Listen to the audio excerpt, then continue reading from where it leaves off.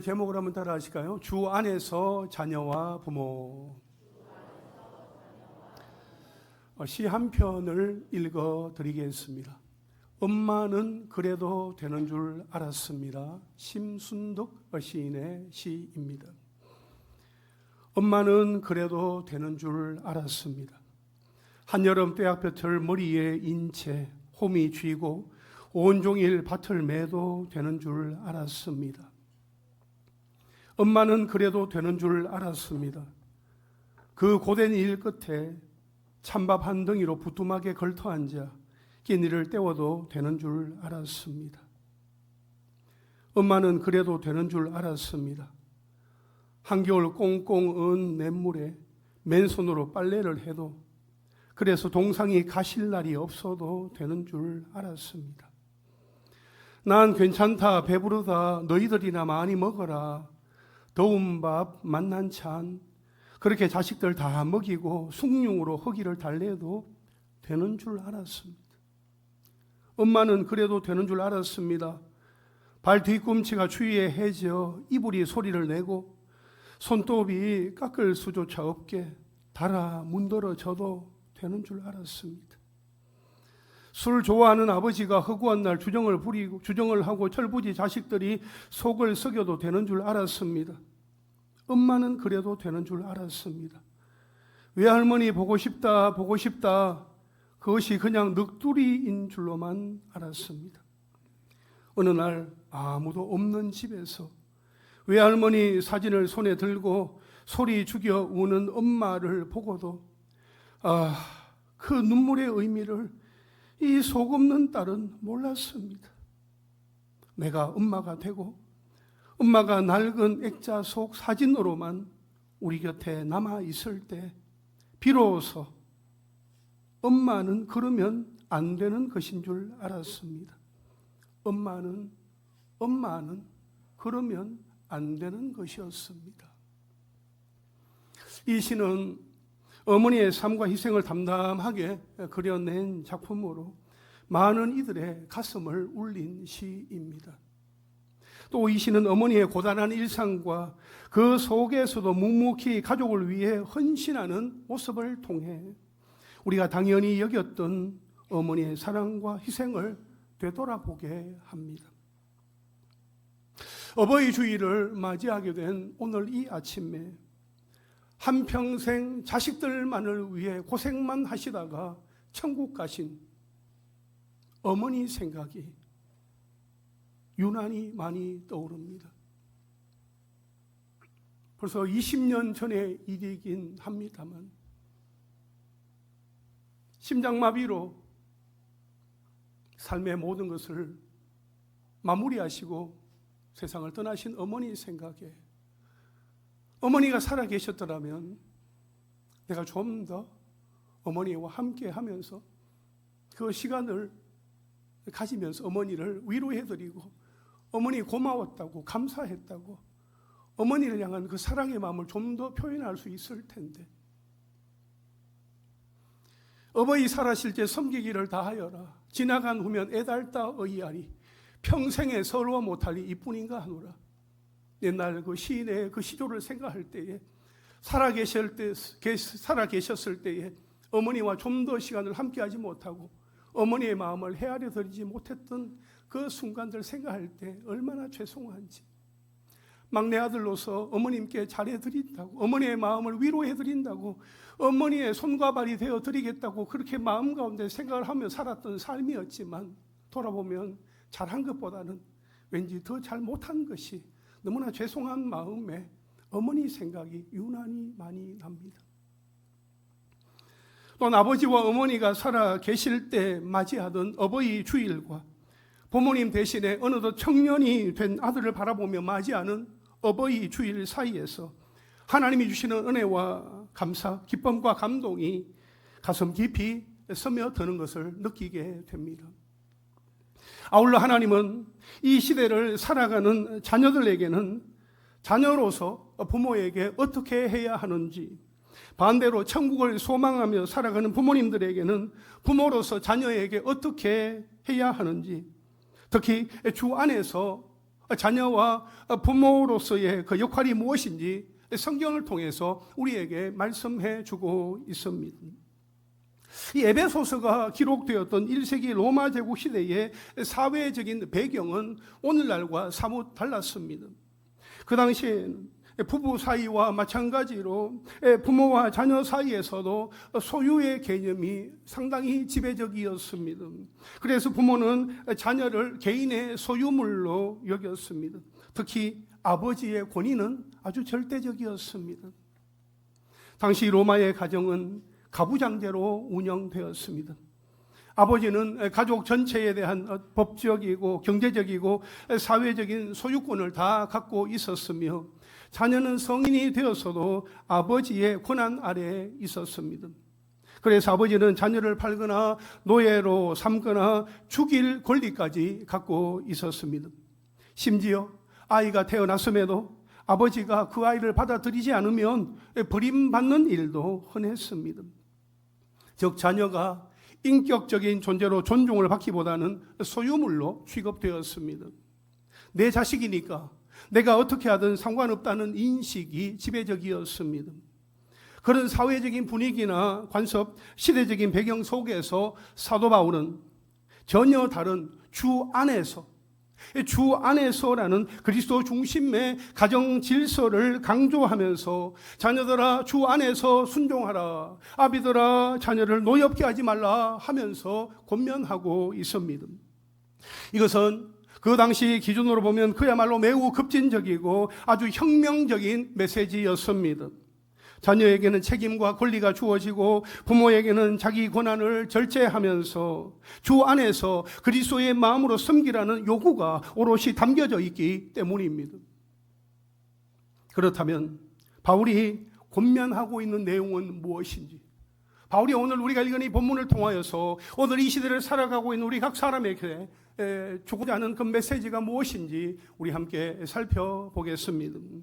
바울은 먼저 자녀들아 하면서 주 안에서 자녀들이 자녀로서 부모에게 어떻게 해야 하는지를 권면하고 있습니다.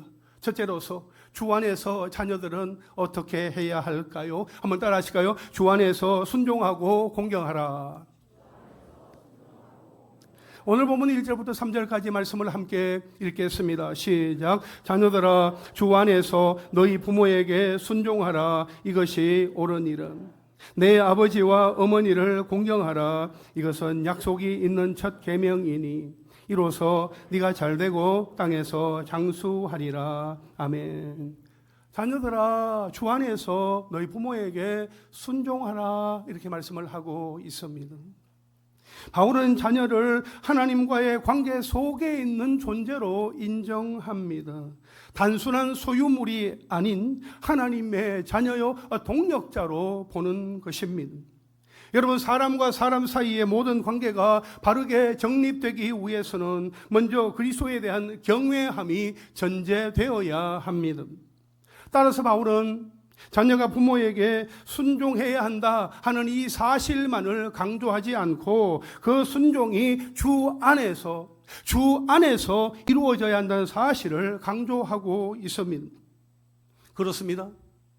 자녀가 부모에게 해야 하는 순종이 주 안에서 이루어져야 한다는 이 말씀의 의미는 부모에게 순종하라는 계명을 하나님께서 주셨기 때문에 주 안에서 순종해야 한다는 것입니다.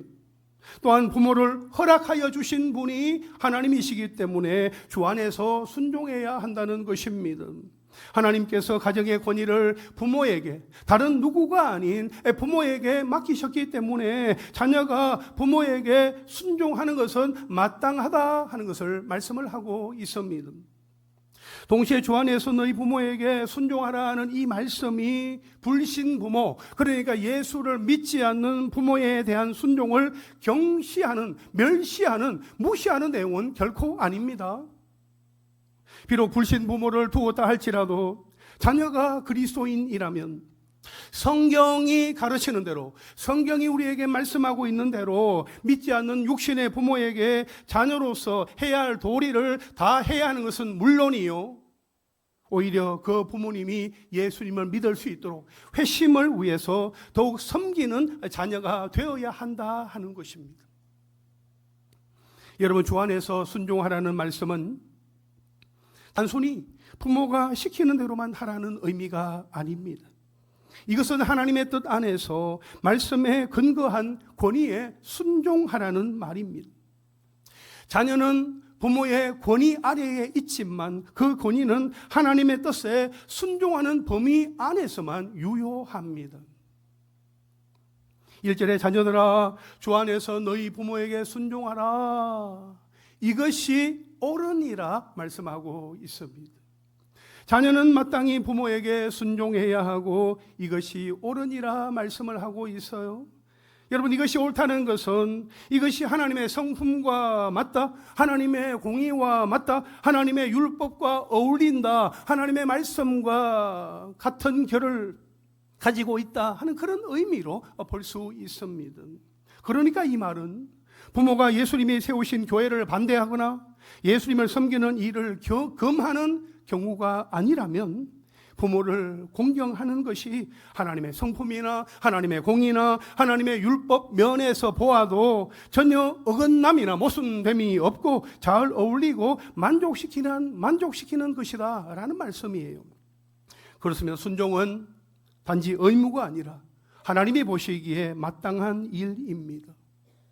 계속해서 2절에 보면 내 아버지와 어머니를 공경하라, 이것은 약속이 있는 첫 계명이니 이렇게 말씀을 하고 있습니다. 여기에서 공경하라 했는데 이 공경하라는 이 말은 단순히 외적으로 존경하는 것만이 아니라 마음에서 우러나오는 존경과 경외, 순종과 복종, 감사와 인정, 그리고 필요한 물질적인 지원까지 포함하는 것입니다. 좀 더 자세히 보면 존경과 경외는 부모를 높이고 그들의 지위를 인정하며 마음으로 존경하는 것입니다. 또 순종과 복종은 부모의 말씀에 귀를 기울이고 따르려는 그 자세를 갖는 것입니다.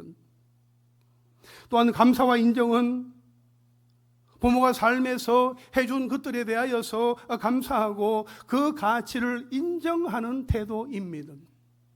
그리고 물질적인 지원은 부모가 필요할 때에 돌보며 특히 나이가 들었을 때에 부양하는 것까지도 다 포함하는 거예요. 그렇습니다.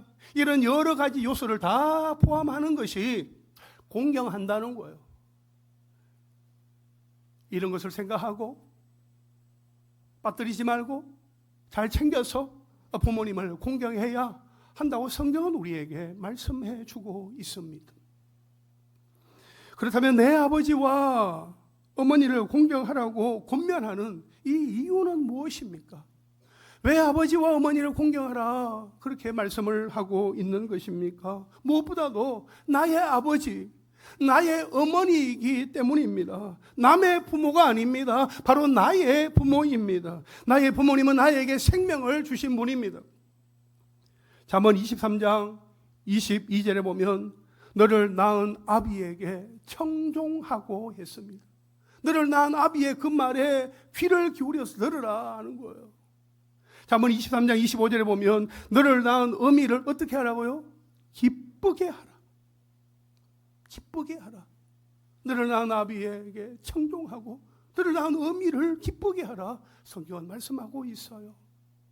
여러분, 나의 부모는 이 세상에 나를 존재하게 하신 분입니다.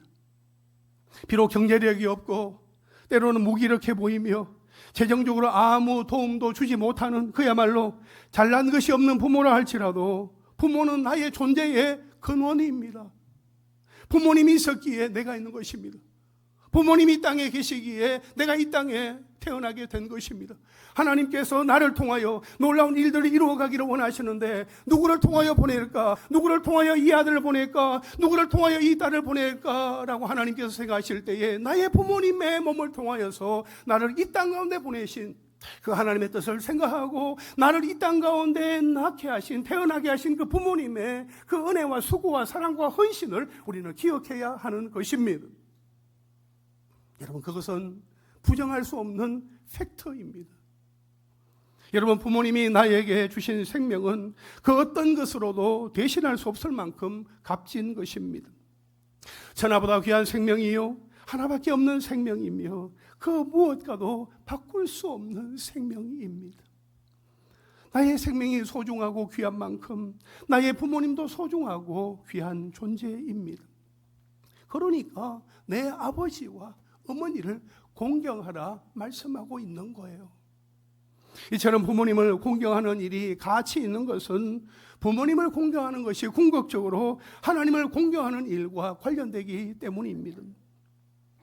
여러분, 하나님은 부모를 공경하는 자에게 축복을 약속해 주십니다. 네가 잘되고 땅에서 장수하리라. 네가 잘되고 땅에서 장수하리라 하는 이 축복의 약속을 우리에게 주셨어요. 이 말씀은 출애굽기 20장 12절에 내 부모를 공경하라 그리하면 내 하나님 여호와가 내가 준 땅에서 내 생명이 길리라 하는 이 말씀을 인용한 겁니다. 사도 바울은 이 말씀을 가지고 와서 에베소에 있는 성도들에게 전하면서 부모를 공경할 때에 네가 잘되고 땅에서 장수하게 되는 그 복을 받게 될 것이다 하면서 에베소 교회 성도들에게 이 약속의 말씀을 적용하고 있는 것입니다. 여기 보면 잘된다는 이 말은 단순히 물리적인 번영이나 성공을 의미하기보다 하나님의 축복 안에서의 형통한 삶, 즉 평안하고 건강하며 영적으로 안정된 삶을 뜻합니다. 또한 장수하리라 하는 이 말씀은 물리적인 수명의 연장을 의미하기도 하지만 의미 있고 복된 사람, 하나님과의 관계 속에서 충만한 삶을 강조하는 표현입니다. 그러므로 우리 한 사람 한 사람이 약속이 있는 첫 계명인 내 아버지와 내 어머니를 공경하는 이 말씀을 기억하고 순종하며 나아갈 때에 우리 하나님께서 주시는 그 복, 잘 되고 또 장수하게 되는 그러한 복, 그러니까 우리의 어떤 영육간에 하나님께서 주시는 그 복을 풍성하게 받아 누릴 수 있게 되기를 간절히 바랍니다. 육신의 부모님을 공경하는 자를 하나님은 결코 그냥 두지 않으십니다. 부모님을 향하여서 사랑의 마음을 가지고 하나님을 섬기듯이, 하나님을 사랑하듯이, 하나님을 모시듯이 그런 마음을 가지고 하나님 다음으로 부모님을 사랑으로 겸손하게 지극정성으로 돌아볼 때에 하나님께서 그 자녀에게 주시는 복이 있는 것입니다. 여러분, 부모님을 공경할 때에 하나님이 주시는 은혜와 축복이 있는데 우리가 그것을 반드시 받아 누리며 살아갈 수 있게 되기를 간절히 원합니다. 우리가 지금 이렇게 살아가는 것, 부모님께서 나를 위해서, 우리를 위해서 수고해 주시고 헌신하며 섬겨주시고 눈물을 흘려주시고 땀방울 흘려주시면서 애쓰신 그 열매 아니겠습니까? 여러분 아시는 김환란 박사는 한국 최초의 여성 박사이자 이화 여자대학교의 초대 총장으로서 한국 여성교육에 큰 기여를 한 인물입니다. 그녀의 삶에는 부모를 공경하는 효심과 신앙이 깊이 배어 있었습니다.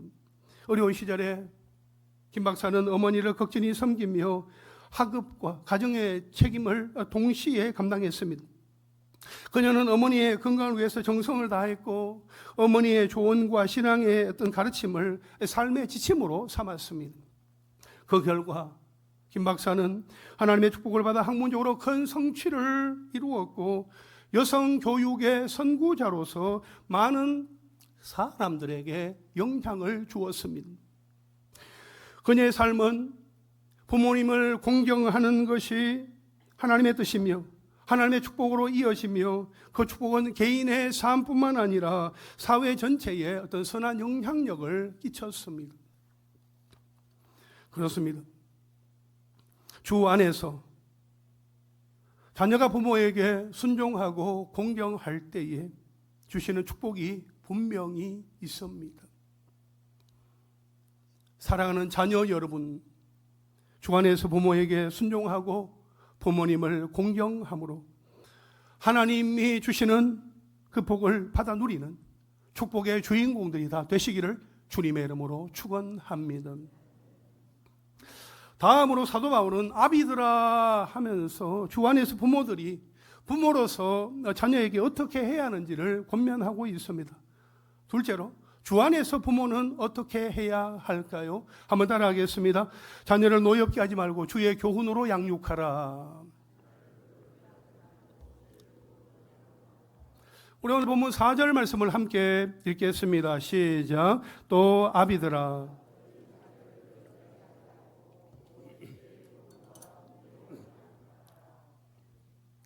4절에 보니까 이렇게 말씀하고 있어요. 또 아비들아, 너희 자녀를 노엽게 하지 말고 오직 주의 교훈과 훈계로 양육하라 하고 있습니다.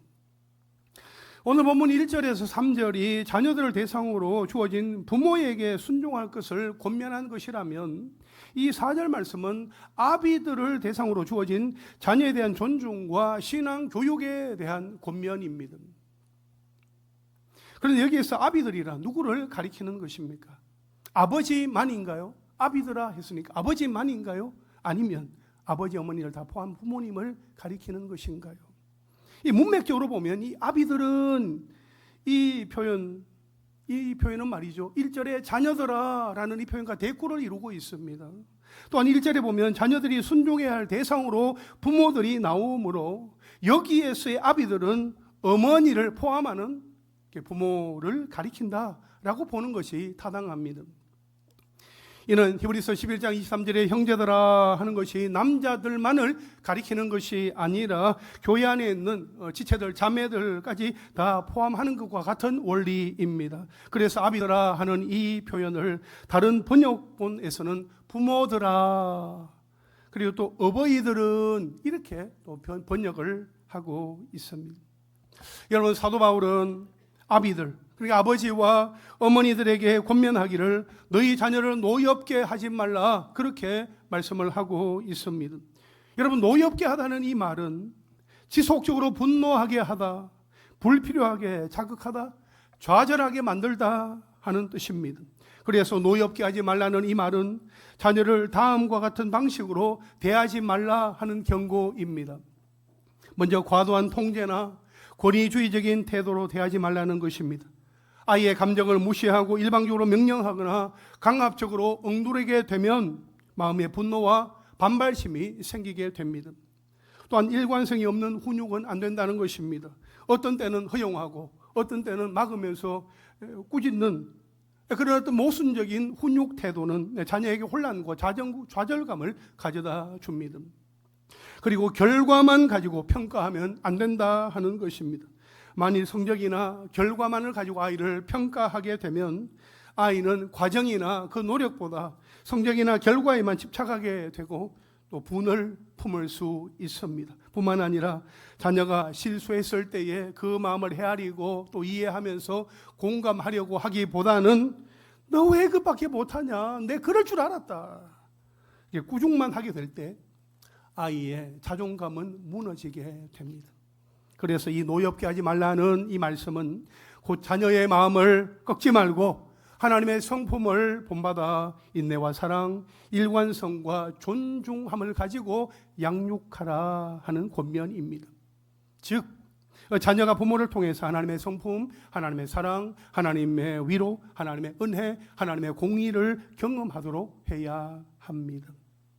그렇습니다. 부모는 그 어떤 순간에도 자녀를 노엽게 해서는 안 됩니다. 골로새서 3장 21절에 보면 이렇게 말씀을 합니다. 아비들아, 너희 자녀를 노엽게 하지 말지니 낙심할까 함이라. 이렇게 말씀을 하고 있어요. 자녀를 노엽게 하지 말라고 했습니다. 그 이유는 자녀가 낙심하게 되기 때문입니다. 자녀를 노엽게 할 경우에 자녀는 용기를 잃고 의욕을 잃으며 무기력해지고 마음이 꺾이게 됩니다. 자신의 존재 가치나 능력을 의심하게 되고 두려운 마음에 더 이상 도전하려고 하지 않습니다. 마음의 상처로 인하여 자신감과 정체성을 잃어버리게 됩니다. 따라서 부모는 자녀를 노엽게 해서는 안 됩니다. 그렇다면 어떻게 해야 합니까? 4절 하반절에 보니까 주의 교훈과 훈계로 양육하라. 오직이라는 단어가 들어가 있어요. 오직 주의 교훈과 훈계로 양육하라 했습니다. 이 말씀은 부모, 특히 아버지에게 자녀를 어떻게 양육해야 하는지를 아주 긍정적으로 명령을 하고 있습니다. 앞서 노엽게 하지 말라는 것이 소극적인 금지라면 이 주의 교훈과 훈계로 양육하라는 것은 아주 적극적인 양육 방식이라 하겠습니다.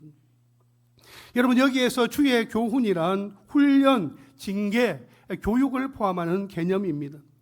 단순히 가르침을 넘어서 삶 전체에 영향을 미치는 인격적인 훈련과 삶의 질서 부여를 의미합니다. 오늘날로 말하면 일관된 생활 교육, 경건 훈련, 신앙 훈련에 가깝습니다. 예를 들어서 예배의 소중함을 가르치는 일, 정직하고 진실하게 살도록 훈련시키는 일, 자녀의 실수에 대하여 일관성 있게 사랑으로 훈육하는 일이라고 말할 수 있겠습니다. 그래서 주의 교훈은 자녀가 하나님의 뜻 안에서 바르게 살도록 훈련하는 것을 말합니다. 그리고 주의 훈계란 마음을 일깨우는 말, 권면, 충고라는 뜻입니다. 주로 말로 하는 가르침입니다. 하나님의 말씀을 바탕으로 한 지혜와 권면과 조언을 의미합니다. 예를 들어서 아들아, 하나님은 교만을 미워하셔 겸손하게 살아야 해. 남을 용서하는 것이 주님의 뜻이란다. 어려운 친구가 있다면 도와주렴. 그게 예수님의 마음이야. 이런 표현이 훈계에 해당합니다. 그래서 주의 훈계는 자녀의 마음에 말씀을 새기도록 지혜롭고 영적인 대화를 통해서 양육하는 것입니다. 그러므로 주의 교훈과 훈계로 양육하라는 이 말의 의미는 부모가 자녀를 양육할 때에 단순히 세상 지식이나 교육 방법이나 자기 경험에서 비롯된 방식이 아니라 하나님의 성품에 근거한 말씀과 훈련이 중심이 되어야 한다는 뜻입니다. 이처럼 사도 바울은 부모에게 자녀들을 자기의 교훈과 훈계가 아닌 주의 교훈과 훈계로 양육하라고 명령합니다. 부모와 자녀 사이에도 그 중심에는 통치하시고 다스리시는 그리스도가 있어야 하기 때문입니다. 그래서 주 안에서 자녀는 부모에게 순종하고 주 안에서 부모는 자녀를 인격적으로 양육해야 합니다. 그렇다면 나는 지금 자녀를 어떻게 양육을 하고 있습니까? 주의 교훈과 훈계로 양육하고 그 마음을 즐겁게 하며 양방통행을 하면서 서로 소통하고 있습니까? 아니면 나의 뜻과 욕심으로 채우며 자녀를 노엽게 하는 일방통행으로 불통 가운데 있지는 않습니까?